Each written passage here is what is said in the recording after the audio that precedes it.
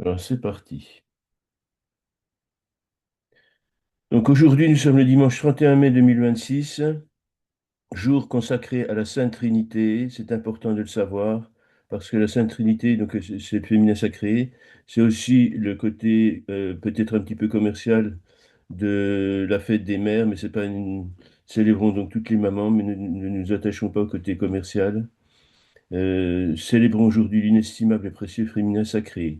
Alors, un mot sur la Sainte Trinité, je ne peux pas m'empêcher d'en parler aussi.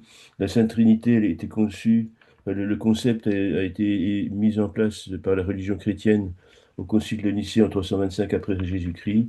Tout le monde le sait, c'est le Père, le Fils, le Saint-Esprit, avec un gros bémol en ce qui me concerne, c'est qu'effectivement, le Père, c'est le masculin sacré, le Fils, c'est le féminin sacré, le Saint-Esprit, c'est également le masculin sacré.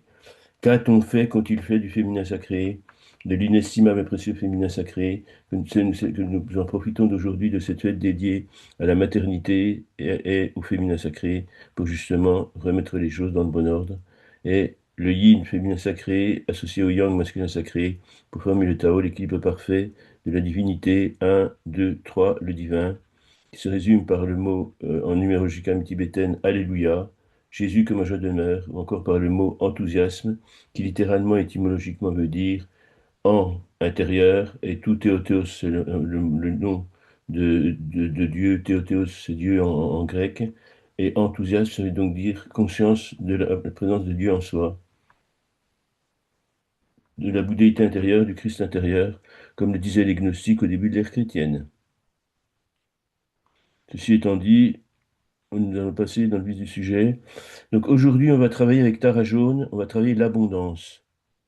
C'est quelque chose qui est particulièrement intéressant à mettre en pratique. Et là, aujourd'hui, on a déjà travaillé avec Tara Jaune, effectivement, mais là, on va vraiment axer le travail sur ce côté abondance et avec quelques précisions par rapport à ce qu'est vraiment l'abondance. Je ne parle pas de gagner tous les dimanches ou toutes les semaines au loto ou je ne sais pas quoi, à la loterie ou à l'euro million, un jeu d'argent. C'est pas la richesse, l'abondance, c'est pas une richesse, c'est pas une profusion de richesse matérielle, c'est bien autre chose. Mais avant de développer ce concept d'abondance et comment l'intégrer dans notre pratique quotidienne et dans notre spiritualité bouddhiste quotidienne, on va commencer par faire une courte méditation que vous connaissez déjà bien, mais qui est particulièrement intéressante pour ouvrir nos esprits et nos âmes à la dimension intérieure qui est en nous, en chacun d'entre nous. Et chacune d'entre nous, bien évidemment. Donc, vous avez compris, on va parler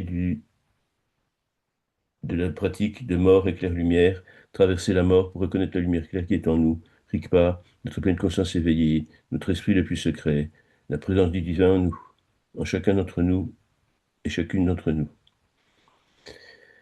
La pratique de la mort et de la claire-lumière, vous la connaissez maintenant pour la plupart d'entre vous, elle est complète, elle peut suffire elle-même, parce qu'elle nous ouvre à la divinité intérieure. La sadhana, la pratique proprement dite, elle est faite de trois volets complémentaires qui s'interfèrent, qui interfèrent les uns avec les autres de façon parfaite. Un triptyque formé de trois panneaux, articulés donc à la perfection. Et ces étapes successives, en fait, il faut traverser la mort sans la moindre peur parce que c'est le retour vers la lumière, donc rejoindre la claire lumière. Deuxième volet du triptyque. Et enfin, troisième volet du triptyque, renaître en conscience dans ce monde de l'incarnation de samsara, en acceptant cette nouvelle incarnation comme étant un choix délibéré de notre part, qui fera l'objet d'une mission sacrée que nous devons accomplir. Et pour cela, il est bien utile de connaître son thème de NKT. On en reparlera ultérieurement.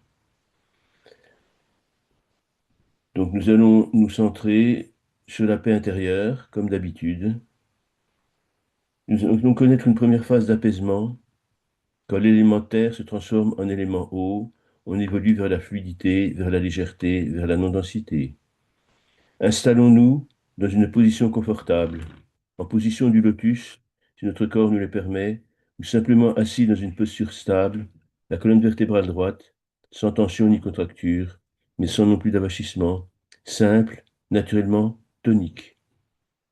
Respirons maintenant calmement. Trois grandes respirations pour entrer dans un monde intérieur de paix, de calme, de sérénité, de silence. Première respiration.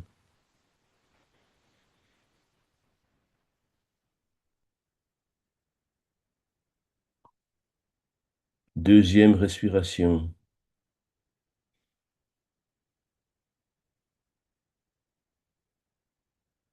Troisième respiration.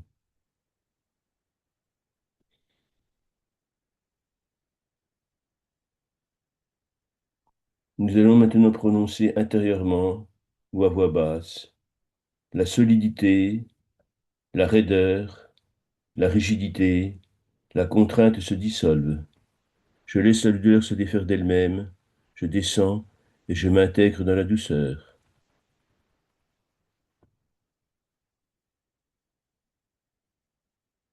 Laissons maintenant nous s'installer paisiblement, la sensation que notre corps devient fluidité.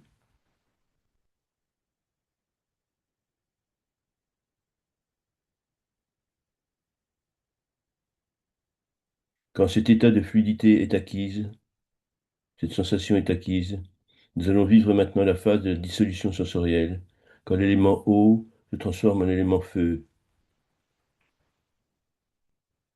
Nous allons prononcer maintenant intérieurement ou à voix basse les mots suivants. Je ressens en moi les perceptions se fondent entre elles et se mélanger, le monde extérieur se dissout dans la vision intérieure. Les contours deviennent flous, laissons-les se perdre de leur netteté et de leur densité, comme si le monde devenait manifestation onirique, simplement onirique de notre pensée.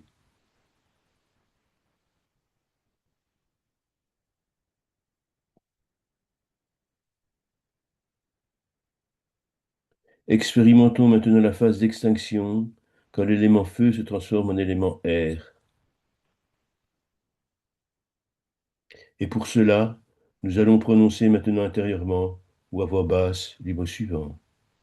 La chaleur s'apaise, les pensées s'espacent, le souffle devient de plus en plus léger. En nous s'installe la sensation et nous la laissons faire que nous nous rapprochons d'un point de bascule, d'un point d'inflexion. Nous allons passer à un état d'expansion de conscience supérieure. La chaleur s'apaise, les pensées s'espacent, le souffle devient de plus en plus léger.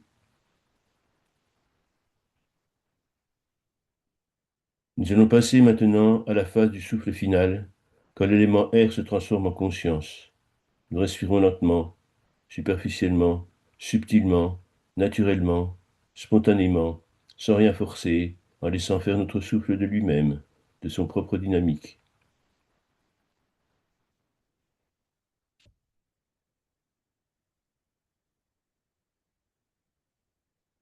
Établissons-nous quelques instants dans ce souffle paisible. Quelle paix, quel repos, quelle sérénité, quel silence.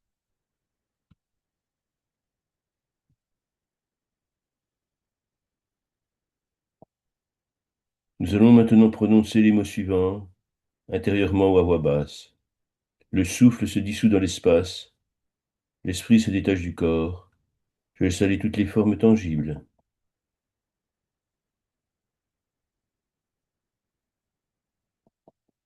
Le souffle se dissout dans l'espace, l'esprit se détache du corps, je laisse aller toutes les formes tangibles.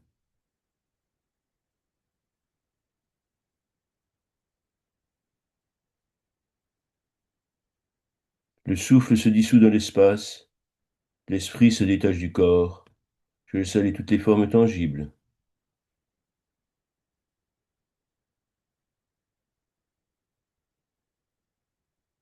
La sensation d'expansion s'ouvre, laissons-la s'ouvrir spontanément, sans intervenir.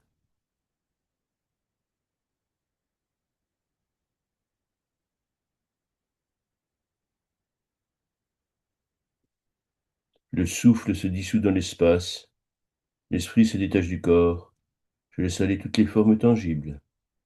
Car c'est alors qu'apparaît la lumière claire, la claire lumière, Rigpa, notre pleine conscience éveillée. Laissons-la apparaître et occuper tout notre espace, dans un espace lumineux, pur, vaste, infini. Voici la claire lumière, mon essence avant toute forme. Rien n'est séparé, rien n'est à craindre. Je suis cette lumière clarté primordiale.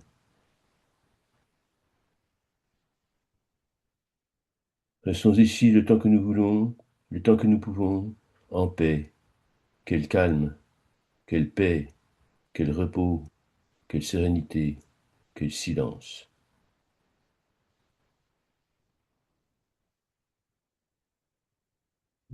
Profitons de cet état de grâce le plus longtemps possible. Ne voulons rien, n'attendons rien, ne cherchons rien. Tout est là, tout est bien, tout est parfait.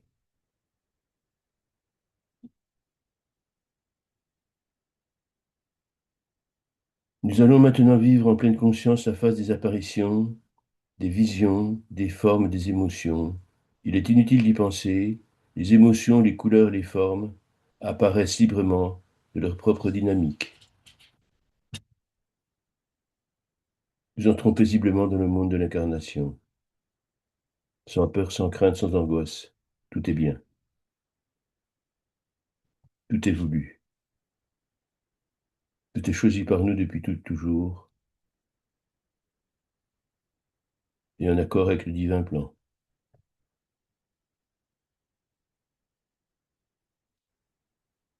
Tout ce qui apparaît est mon esprit. Je reconnais la lumière en chaque forme, en chaque vision, en chaque apparition, en chaque émotion, en chaque ressenti. Je deviens celui qui voit et non celui qui apparaît. Je suis.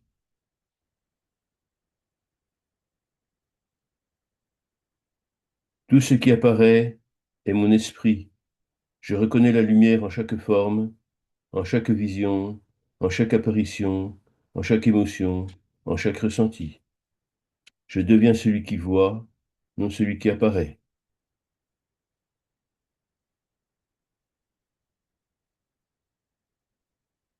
Nous allons maintenant nous visualiser dans la phase de renaissance tantrique. Quand l'espace autour de nous s'est stabilisé, nous invitons une nouvelle forme, une qualité, une déité, une version plus libre de nous-mêmes, comme la compassion, l'empathie, le dévouement, l'altruisme, la participation active au plan divin, la volonté de rédemption, pour soi bien sûr, mais aussi pour les autres, tous les autres, en totale équanimité, la force légitime, la justice, l'équité, selon la mission que nous nous sommes engagés à remplir en cette incarnation. Je vous propose de choisir la compassion.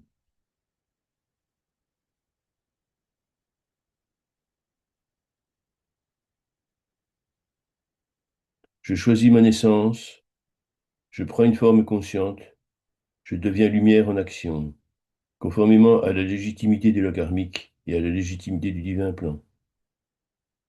Je choisis ma naissance, je prends une forme consciente, je deviens lumière en action, conformément à la légitimité des lois karmiques et à la légitimité du divin plan.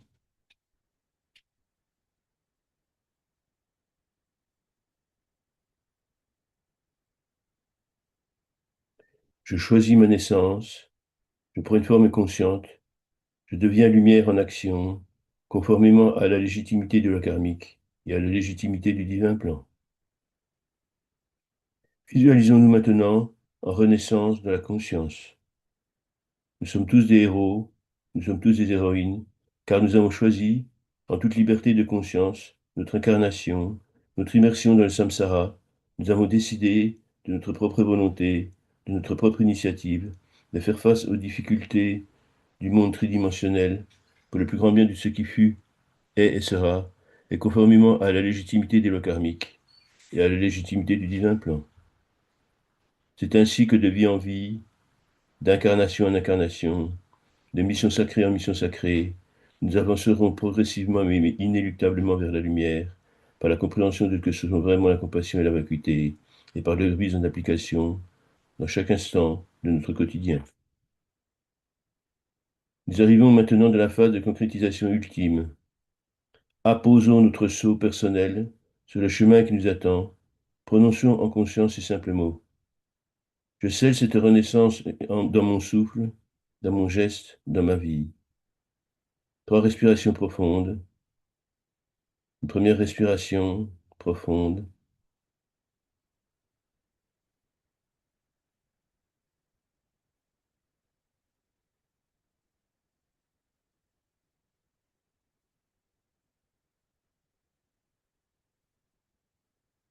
Revenons tout doucement en présence. Réintégrons notre corps, notre espace autour de nous.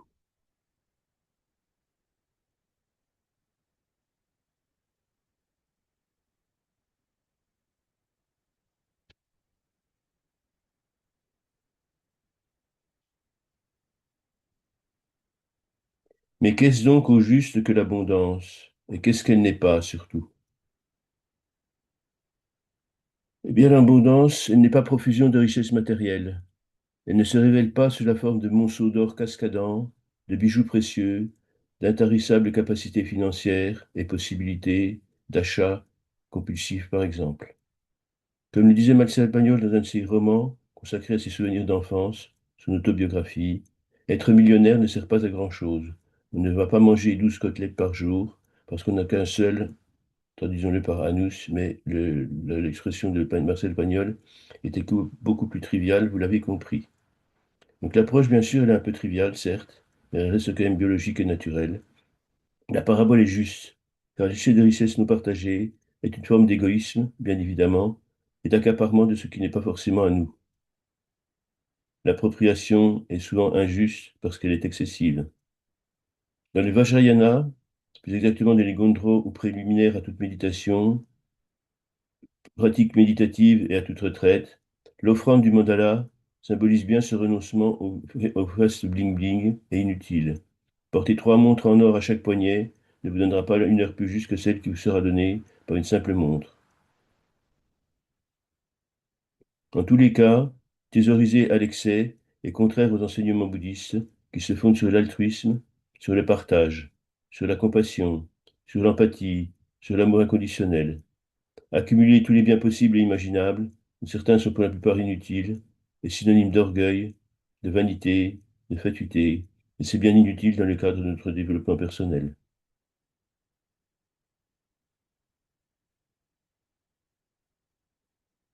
Cependant, réellement, l'abondance, c'est quoi?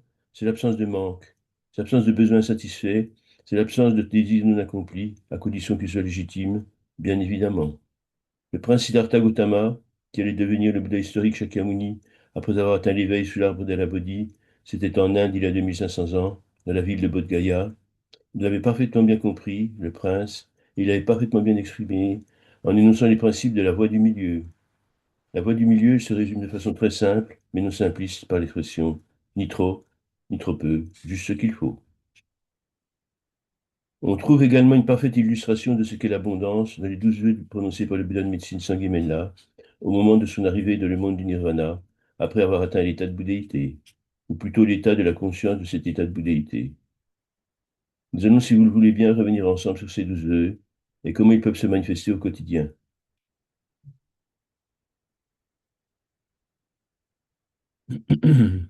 Sanghimela, celui qui allait devenir le Bouddha de médecine, le Bouddha bleu du lapis lazuli, juste avant d'atteindre l'éveil, a dans son infinie compassion pour l'humanité et pour tous les êtres sensibles, formulé 12 vœux, 12 aspirations, et en fait 12 engagements pour aider tous les êtres à échapper à la souffrance.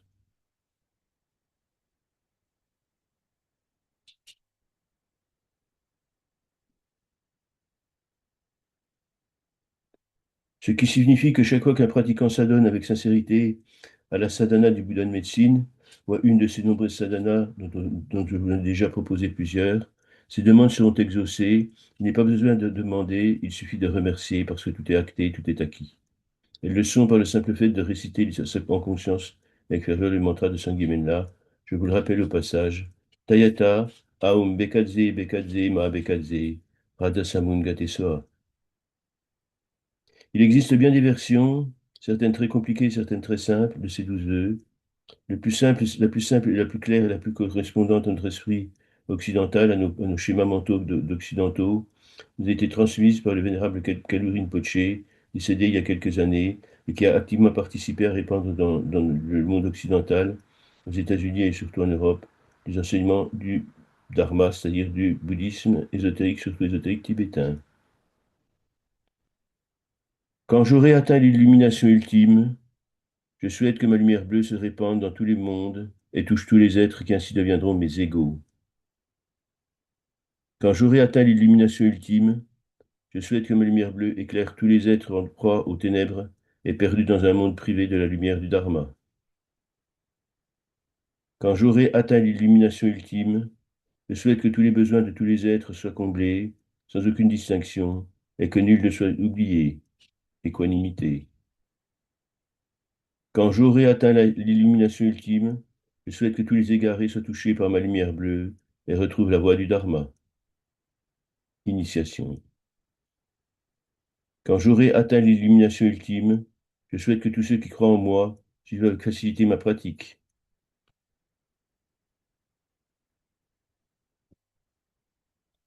Quand j'aurai atteint l'illumination ultime, je souhaite que ma lumière bleue guérisse tous les êtres atteints de maladies physiques et mentales.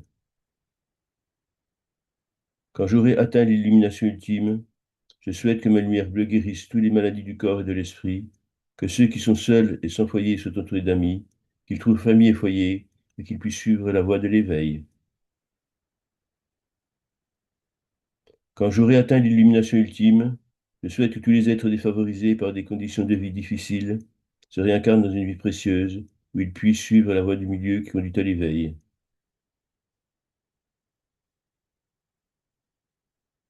Quand j'aurai atteint l'illumination ultime, je souhaite que tous les êtres soient protégés de l'illusion et des fausses vues, qu'ils trouvent la voie juste de l'éveil. Quand j'aurai atteint l'illumination ultime, je souhaite que tous les êtres en proie à la détresse et à l'affliction, que tous les êtres victimes d'injustice soient sauvés.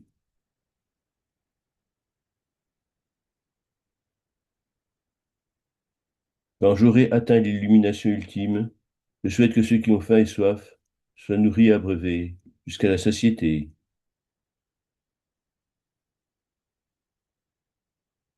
Quand j'aurai atteint l'illumination ultime, je souhaite que tous les êtres nus et indigents trouvent de quoi se vêtir et de quoi couvrir leurs besoins. Ainsi s'est exprimé et s'est engagé Sanghya, le Bouddha de médecine, et méditer sur ces 12 aspirations apporte aux pratiquants d'infinies bénédictions et bienfaits. Ces vœux peuvent se résumer par la volonté d'apporter aux pratiquants assidus et réguliers la guérison totale et sur tous les plans, c'est-à-dire la santé, la longévité, l'abondance, l'harmonie, l'acuité mentale, intelligence et mémoire, la compréhension de la bodhicitta par l'intégration des quatre incommensurables, amour inconditionnel, compassion infinie, joie empathique, équanimité impartiale. La compréhension de la bodhicitta par l'intégration de la sagesse du joyau, compassion, et du lotus, vacuité. Aum Mani Padme Hung. Mani le joyau, symbole de la sagesse de la compassion, et Pema le lotus, symbole de la sagesse de la vacuité. La bodhicitta, compréhension de la bodhicitta, et libération des 5 kleshas ou 5 poisons, et par leur transformation en 5 sagesses.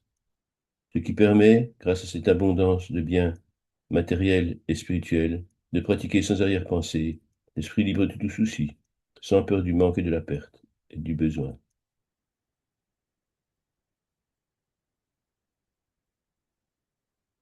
Telle est l'abondance quand elle est spirituelle.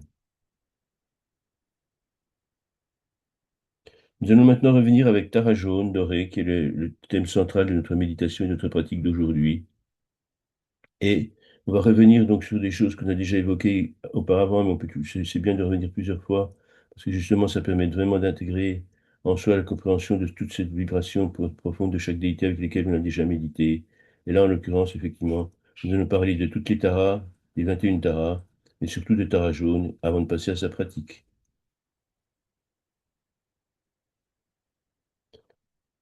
Dans le panthéon du bouddhisme ésotérique tibétain, deux principales déités sont consacrées à la compassion.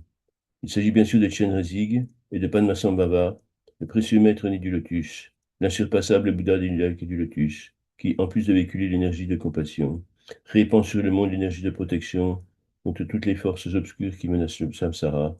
Je parle notamment du précieux mantra de Maître Vajra, Aum Hahung, Benza Guru Pema Siddhung, qui est un protecteur, c'est un mantra pacifiant, pacifique, et qui apporte la paix en soi et autour de soi. Travailler avec Tara jaune doré consiste également à développer en soi la sérénité, donc la paix, ce qui facilite la volonté de la répandre autour de soi, jusqu'aux confins de l'univers, de l'espace et du temps. Nés des larmes de Chenrezig, les 21 Taras sont également dépositaires de l'énergie protectrice de compassion, une énergie qu'elles transmettent toutes à leur façon et selon leur spécificité propre. On peut traduire le mot Tara, le nom Tara, qui est un mot sanskrit, de différentes façons, par différentes périphrases. Tara, les 21 Taras, sont toutes celles, individuellement et collectivement, celles qui assurent le passage, l'évolution donc. Ce sont celles qui permettent de franchir une étape ou un obstacle. Ce sont celles qui permettent la transition. Ce sont celles qui aident à passer d'un bardeau à l'autre avec harmonie. En ce sens, peut-être ont-elles également une fonction de passeuse d'âme, c'est ce qu'on appelle en ésotérisme les psychopompes. Ça nous permet effectivement de passer d'un bardeau à l'autre, et surtout du troisième bardeau de la vie, au quatrième bardeau de la mort, et ensuite au bardeau de la réalité ultime, au cinquième bardeau, pour enfin passer dans le sixième bardeau, qui est la phase d'attente de la nouvelle incarnation. Il s'intègre donc parfaitement à notre travail de passage, de compréhension du rythme, du passage régulier et rythmé entre le monde d'en haut et le monde d'en bas, Nirvana au Samsara, et du Samsara au Nirvana, tel que nous l'avons fait de la méditation sur la mort et la claire lumière. On peut aussi appeler les grandes déesses libératrices, celles qui nous soulagent de nos karmas et qui nous permettent la rédemption de nos fautes et nous permettent de passer de bardeau en bardeau, de vie en vie, d'incarnation en incarnation, jusqu'à la libération ultime par l'éveil et par l'apparition définitive de Rigpa, la claire lumière, la pleine conscience éveillée, notre esprit le plus secret, notre bouddhéité intérieure tout simplement. Toutes les taras sans exception ont pour fonction principale de nous guider dans le samsara, de nous guider vers la lumière, de nous libérer de l'obligation de la souffrance, de nous guider de bardeau en bardeau jusqu'à l'éveil final. D'où l'intérêt de travailler avec une d'entre elles, ou plusieurs d'entre elles. On a déjà travaillé avec Tara verte et Tara blanche. On peut ajouter une troisième Tara, donc qui est la Tara jaune, c'est ce que l'on fait aujourd'hui.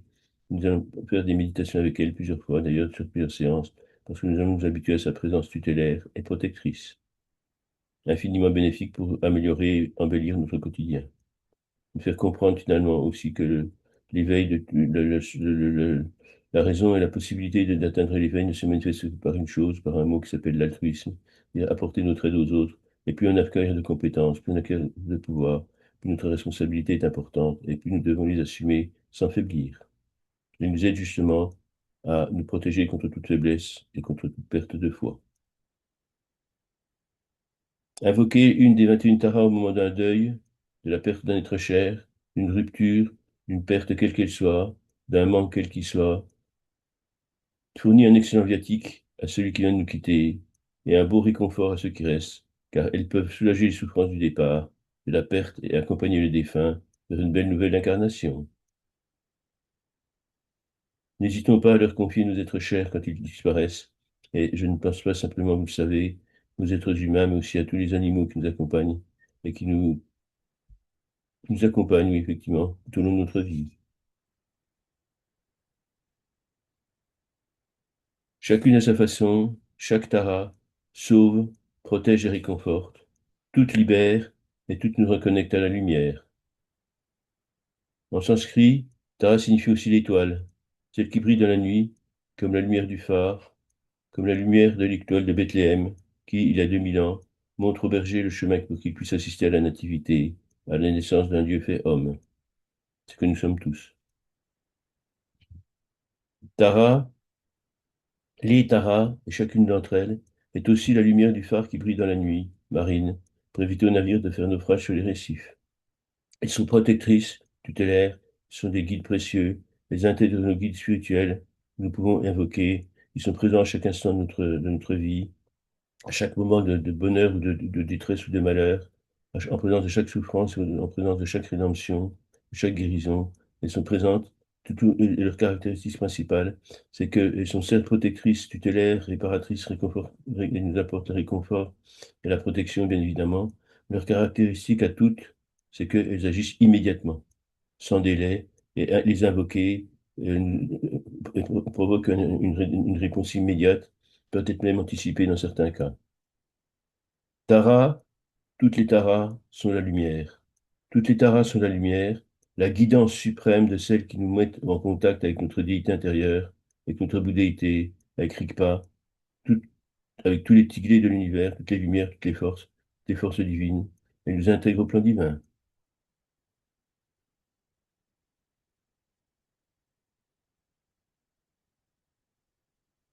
Je vais essayer de vous montrer une image qui illustre bien cette fusion que le méditant peut avoir en travaillant avec une Tara, particulièrement Tara jaune. Voilà.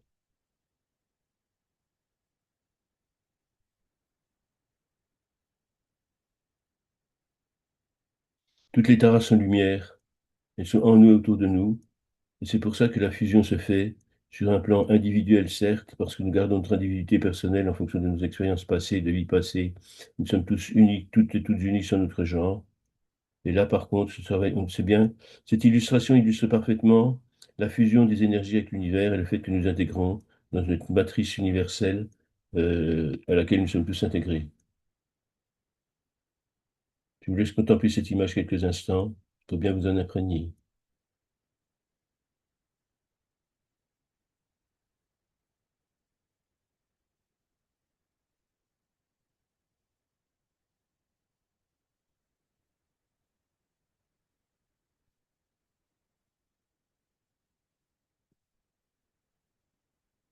Cette image est un très bon support de méditation.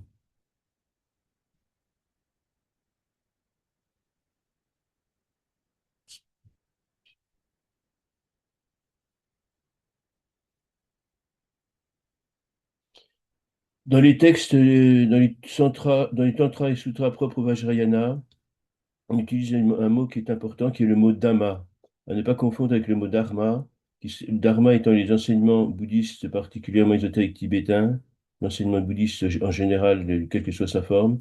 Dhamma, tout simplement, un concept qui apparaît assez tôt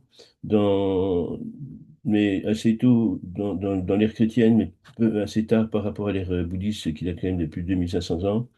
Et en fait, ça signifie la sagesse, la sagesse ultime, l'inspiration spirituelle, la conscience de la libération et du fonctionnement de l'univers, du plan divin, et la conscience de comment fonctionnent les arcanes du plan divin, et comment les merveilleux mécanismes d'horlogerie qui font tourner les mondes sur le plan physique, mental et spirituel fonctionnent. En numérologie tibétaine, c'est le chiffre 7, 4 et 3, comprendre la matière. 4 et comprendre 3 la lumière, le divin. 4 et 3 c'est la pyramide, le symbole de la pyramide. Le symbole de la chimie de la pierre philosophale qui transmute le plan en or. C'est le symbole de la compréhension entre ce qu'est la matière inerte, tridimensionnelle, le samsara, et le nirvana, qui est le monde sacré de tous les Bouddhas, pleine lumière éveillée.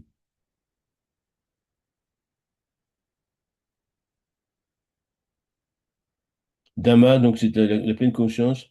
Et Tara, toutes les Taras sont là pour nous transmettre exactement, pour nous préparer, pour nous enseigner, pour nous instruire justement de la signification profonde de Dhamma, la sagesse divine, la compréhension divine.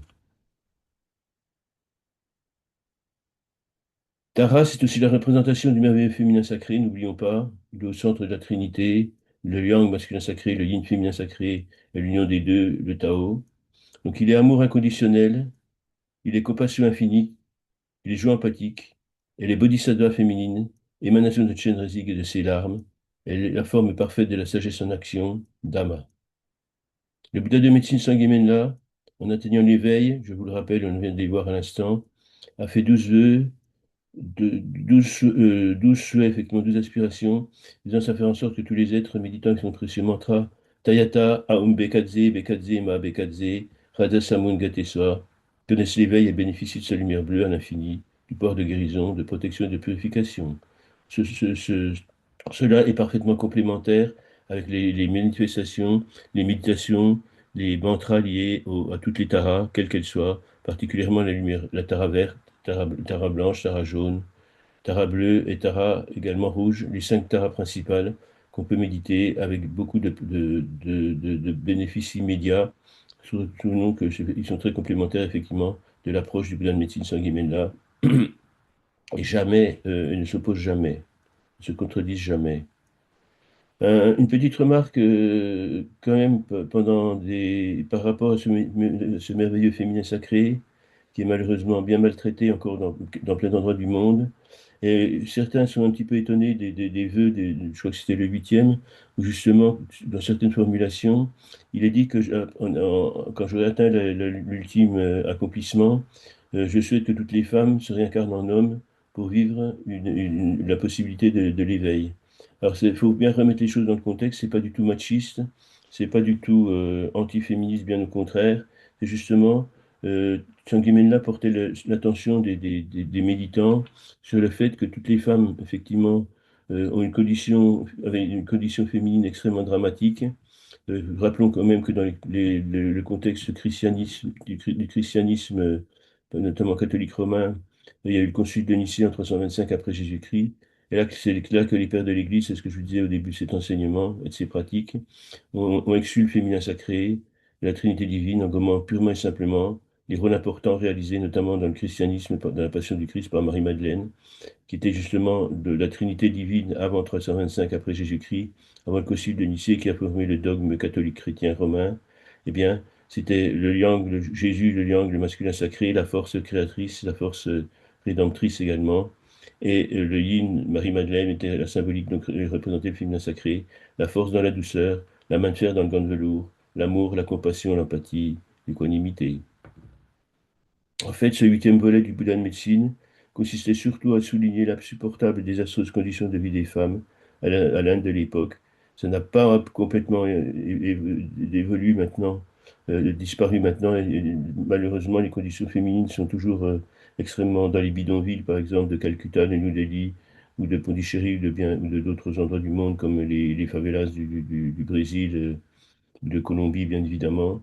Et même chez nous en Occident, la parité dans les salaires n'est pas encore acquise, ce qui me prouve bien qu'effectivement, la femme n'a pas encore trouvé son rôle de merveilleuse rédemptrice par le pouvoir du féminin sacré. Rendez-nous le féminin sacré. Vous savez à quel point c'est un vœu qui m'est cher. Pendant des siècles, pendant des millénaires, les conditions de vie de la femme italienne, indienne, pardon, mais italienne aussi et française aussi, de tous les pays du monde et dans d'autres régions du monde, bien évidemment encore maintenant, encore de nos jours, devaient être telles que ce ne serait pas facile pour elles d'accéder à la connaissance, d'accéder à l'enseignement, accéder à la richesse du dharma et à la compréhension du karma.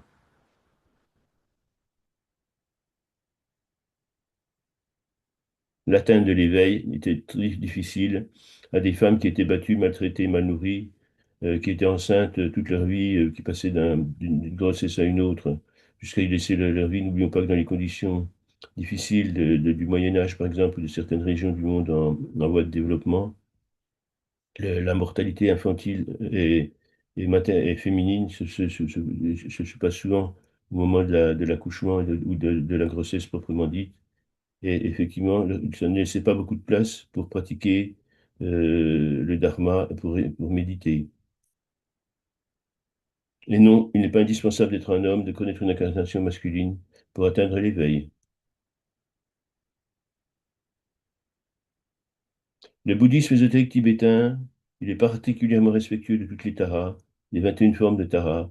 Chacune d'entre elles possède une fonction précise, mais qui dans tous les cas repose sur les mêmes principes de base, satellites de la compassion. Protection de tous les êtres sensibles incarnés, immédiatement, sans délai. Ajustement de toutes les détresses, immédiatement et sans délai. Accélération du processus visant à atteindre l'éveil en cette vie, avec ce corps, dans le but ultime d'aider tous les êtres sensibles incarnés à échapper à la souffrance, immédiatement et sans délai. Accession à l'accomplissement de toutes les suprêmes richesses du Dharma, immédiatement et sans délai. Accompagnement de tous les méditants, immédiatement et sans délai. Guérison de tous les blessés et malades, immédiatement et sans délai. Prise en charge altruiste de ceux qui sont dans l'indigence et le manque et le besoin, immédiatement et sans délai. Amour inconditionnel, tout simplement, immédiatement et sans délai, spontanément, de toute éternité. Tara verte, Shyamatara, la plus active, liée à la rapidité, à la protection et à la dissipation des obstacles. Tara blanche, Sitatara, associée à la longévité et à la pacification, la déité de la longévité, de la longue vie qui permet de pratiquer le dharma et d'atteindre éventuellement l'éveil en cette vie avec ce corps, et dans le but ultime d'aider tous les êtres sensibles à échapper à la souffrance, vous connaissez la formule. Déité de la pacification, de la résolution des conflits, des agressions, mais bien aussi, bien évidemment, de la compassion qui sous-tend toutes ces qualités, qui sous-tend toutes les qualités, pardon, qui sous-tend toutes les qualités de tout état, quelle qu'elle soit. C'est selon la spécificité personnelle, individuelle propre. Tara jaune, associée à l'abondance juste, matérielle et spirituelle, à la fertilité des projets, mais surtout les projets spirituels, bien évidemment, à la stabilisation des ressources. Elle évite le manque et la générosité, elle évite le manque par sa générosité, et elle a le mérite d'aider tous les êtres sensibles, sans discernement, sans distinction, à échapper à la souffrance de l'intention du Dharma. Elle est l'émanation de la sagesse active, Dhamma, liée à Vasundhara, qui est une de ses aspects dans l'hindouisme indien.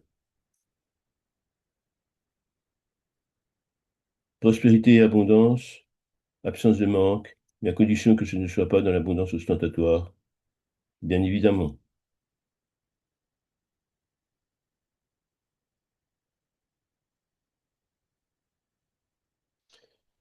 Je vous propose maintenant de passer à une sadhana simple de Tara jaune. Nous en verrons plus tard, ultérieurement, des formes plus compliquées et plus abouties. Celle-ci simplement nous permet de prendre conscience de contact, de profiter de ses bienfaits et de ses intentions pacifiques et protectrices à notre égard.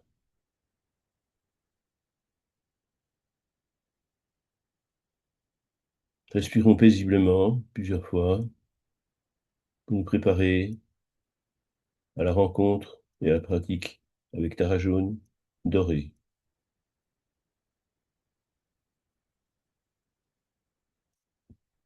Assis, le dos bien droit, mais sans contracture, sans tension ni avachissement, nous allons laisser s'installer en nous la paix intérieure. Trois grandes respirations conscientes. Première respiration,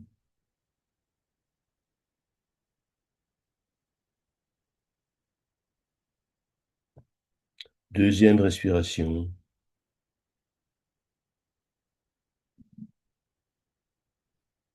troisième respiration.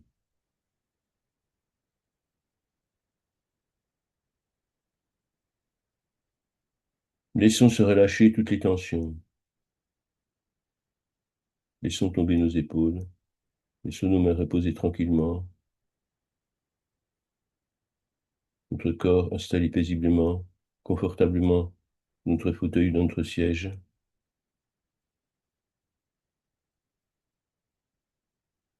Nous sommes prêts à vivre la merveilleuse aventure de la pratique de la sadhana avec Tara jaune dorée. Il en existe deux mantras que nous allons réciter tous les deux, ce qui va multiplier la puissance du contact et de l'échange spirituel entre Tara jaune et nous. Aum Tare Tutare, Ture Mama Ayur Punya, Jnana Pushtim Kurusava. Aum Vasundare Soa. Aum Tare Tutare, Ture Mama Ayur Punya, Jnana Pushtim Kurusawa. Aum Vasundare Soa. Aum Tare Tutare, Ture Mama Ayur Punya, Jnana Pushtim Kurusawa. Aum Vasundare Soa. Aum Tare Tutare, Ture Mama Ayur Punya, Jnana Pushtim Kurusawa. Aum Vasundare Soa. Aum Tare Tutare, Ture Mama Ayur Punya, Jnana Pushtim Kurusawa. Aum Vasundare Soa. Aum Tare Tutare, Ture Mama Ayur Punya, Jnana Pushtim Kurusawa. Aum Vasundare Soa. Aum Tare Tutare, Ture Mama Ayur Punya, Jnana Pushtim Kurusawa. Aum Vasundare Soa. Aum Tare Tutare, Ture Mama Ayur Punya, Jnana Pushtim Kurusawa. Aum Vasundare Soa. Aum Tare Tutare, Ture Mama Ayur Punya, Jnana Pushtim Kurusawa. Aum Vasundare Soa. En le Bouddha, en le Dharma, en la Sangha, je prends refuge jusqu'à l'éveil. En le Gourou, en le Didam, en la Dakini, je prends refuge jusqu'à l'éveil. En mon propre esprit Rigpa, claire lumière. En mon propre esprit Rigpa, claire lumière. En mon propre esprit Rigpa, claire lumière. je prends refuge jusqu'à l'éveil. En le monde sacré de tous les Bouddhas, je prends refuge jusqu'à l'éveil. Je remercie tous les Bouddhas du passé, du présent et du futur. Je remercie tous mes bien-aimés guides spirituels, en particulier les 21 Taras, et en particulier Tara Jaune Doré, déité de l'abondance et du non-manque, de me guider, de m'accompagner, de me protéger, de m'enseigner, de m'instruire et de m'inspirer, pour le plus grand bien de ce qui fut, est et sera, et conformément à la légitimité divine, des lois karmiques et du divin plan. Que cette pratique bénéficie à tous les êtres, que toutes les bénédictions qu'elle génère rayonnent jusqu'aux confins de l'univers, de l'espace et du temps, en touchant au passage tous les êtres sensibles et tous les êtres de lumière.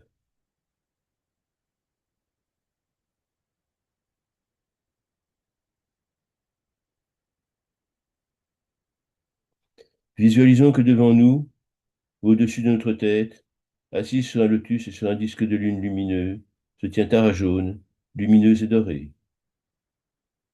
Visualisons. Sa main droite est étendue devant elle en geste de don, et sa main gauche tient sur ses genoux un vase de richesse ou un épi de maïs, de blé, symbole de richesse et d'abondance. Tara jaune doré, rayonnant de lumière dorée, des tiglis en œuvre finie, pensez à l'image que nous avons vue tout à l'heure, voltigent autour d'elle, autour de nous, et finissent par nous pénétrer et par rayonner tout autour de nous. Tara jaune doré, rayonnant d'une aura de chaleur, de force, de stabilité, de tiédeur, et en même temps de fluidité. Tout est lumière autour de Tara, tout est chaleur, tout est joie, tout est paix, tout est abondance. Il n'y a rien de négatif dans cet échange. Laissons s'épanouir en nous cette lumière dorée qui nous imprègne, après nous avoir enveloppés, réchauffés, rassurés, apaisés. Ressentons cette présence lumineuse et chaleureuse autour de nous et protectrice autour de nous.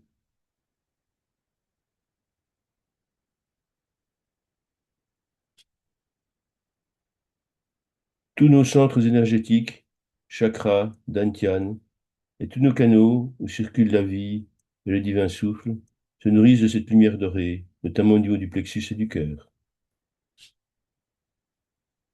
Visualisons, prenons le temps de visualiser que toutes les peurs de manque ou de perte ou de besoin se dissolvent dans l'infini de la lumière des tigres dorés.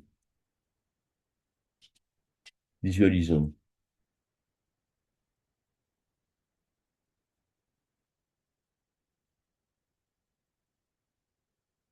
Aum tare tutare ture mama ayur punya jnana pushtim kurusoa. Aum vazundarini shoa. Aum tare tutare ture mama ayur punya jnana pushtim kurusoa. Aum vazundare soa. Aum tare tutare ture mama ayur punya jnana pushtim kurusoa. Aum vazundare soa. Aum tare tutare, ture, mama ayurpunya, znana, pushtim kurusoa. Aum bazundare soa. Aum tare tutare, ture mama, ayurpunya, jnana pushtim kurusoa. Aum vazundare soa. Aum tare tutare, ture mama, ayurpunya, jnana pushtim kurusoa. Aum vazundare soa. Aum tare tutare, ture mama, ayurpunya, jnana pushtim kurusoa. Aum vazundare soa. Aum tare tutare, ture mama, ayur punya, shnana pushtim kurusoa. Aum vazundare soa. Aum tare tutare, mama ayur punya, shnana pushtim kurusoa. Aum vazundare soa. Visualisons pendant et après cette méditation, cette récitation de mantra. Imaginons que des flux dorés circulent en volute légère et joyeuse tout autour de nous, en spirale joyeuse, mobile, infiniment mobile. Ressentons que nous recevons cette énergie et que nous la redistribuons. Donner et recevoir et donner, telle est la loi. Le partage. Visualisons. Toute abondance, ce bain abondant de félicité dorée.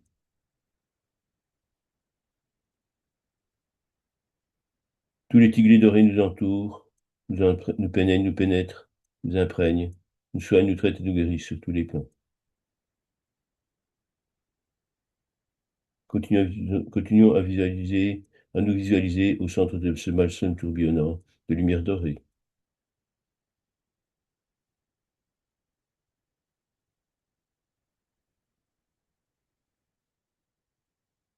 Visualisons maintenant tout simplement que la forme de Tara devant nous, au-dessus de notre tête, se dissout lentement en lumière qui se fond en nous. Nous devenons nous-mêmes la corne d'abondance, le champ d'énergie abondant, intarissable de Tara dorée.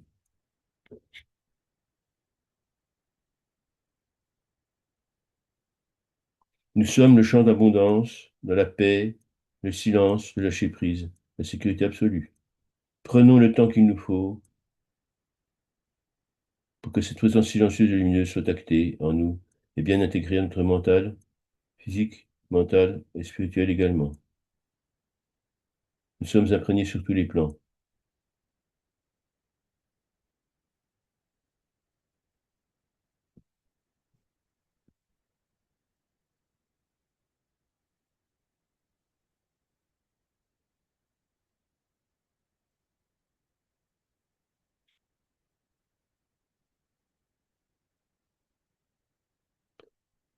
Aum tare tutare, mama ayur punya, jnana pushtim kosoa. Aum vazundare soa. Aum tare tutare, ture mama, ayur punya, jnana pushtim kurusoa. Aum vazundare soa. Aum tare tutare, ture mama, ayur punya, jnana pushtim kurusoa. Aum vazundare soa. Aum tare tutare, ture mama, ayur punya, jnana pushtim kurusoa. Aum vazundare soa. Aum tare tutare, ture mama, ayur punya, jnana pushtim kurusoa. Aum vazundare soa.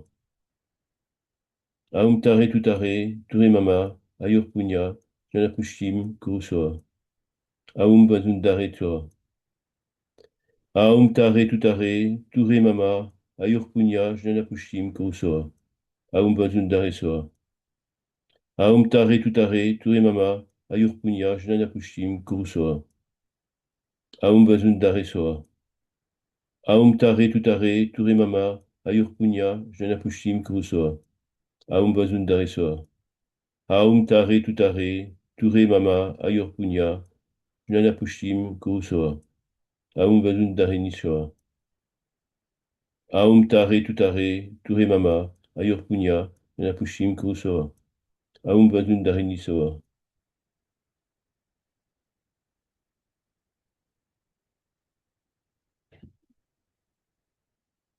Que les dons légitimes et que les ressources justes circulent librement pour le bien de tous les êtres. Que toute forme de manque et de perte soit apaisée à sa racine et se fonde dans le grand tout universel. Que les dons légitimes et que les ressources justes circulent librement pour le bien de tous les êtres. Que toute forme de manque ou de perte soit apaisée à sa racine et se fonde dans le grand tout universel. Que les dons légitimes et les ressources justes circulent librement pour le bien de tous les êtres, que toute forme de manque et de perte soit apaisée à sa racine et se fonde dans le grand tout universel.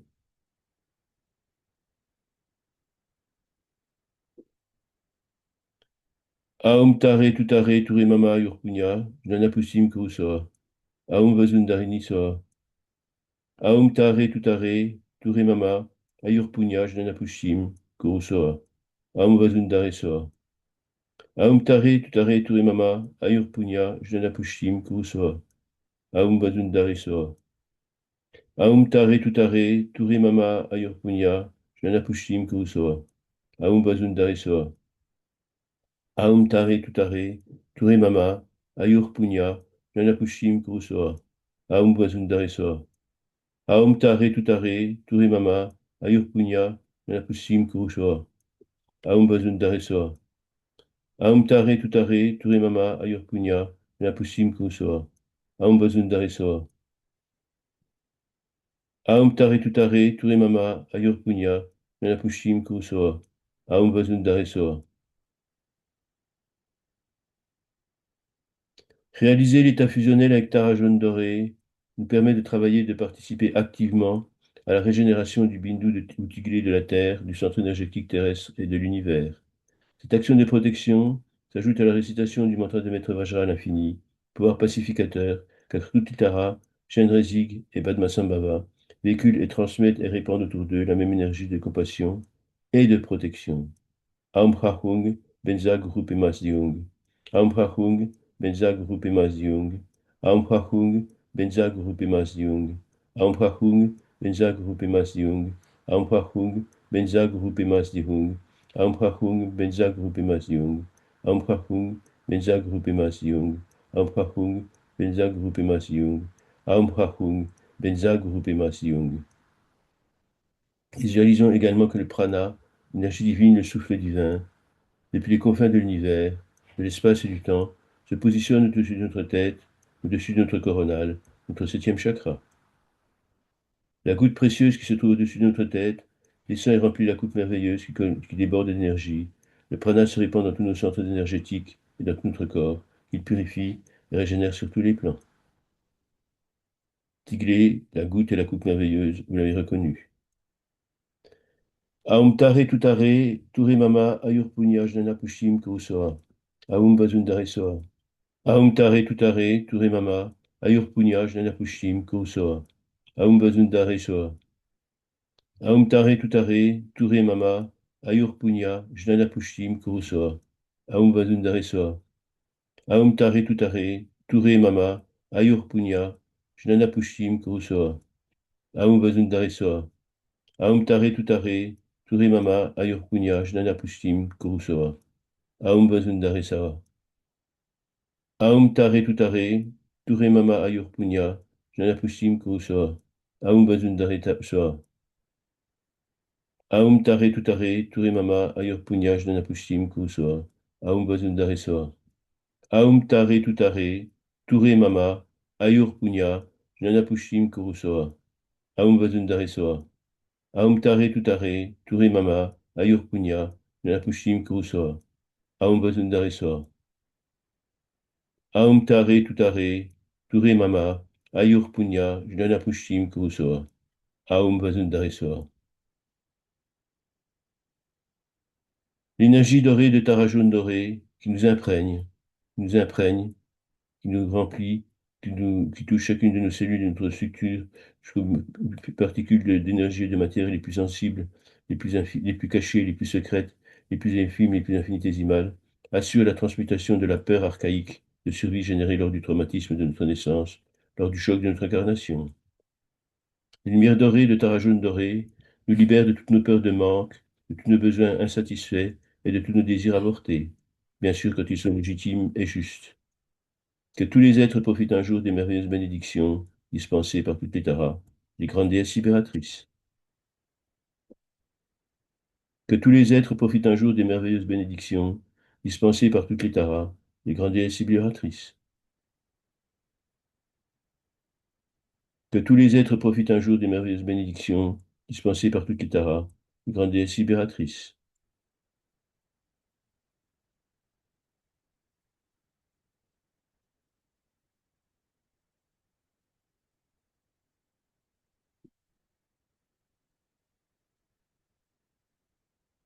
Je vous laisse profiter pendant quelques instants du merveilleux rayonnement doré de Tara jaune doré.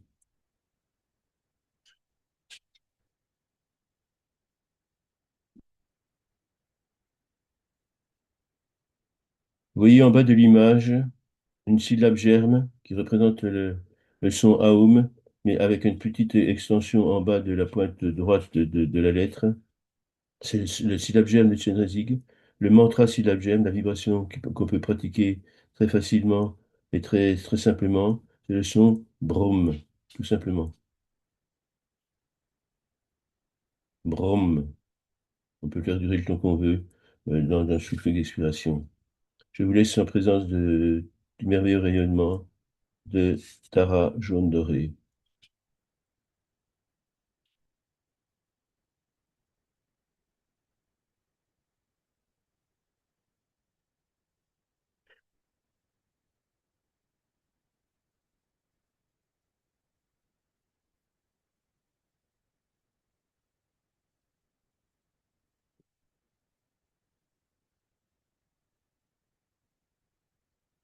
Vous pouvez remettre vos micros. Donc, je-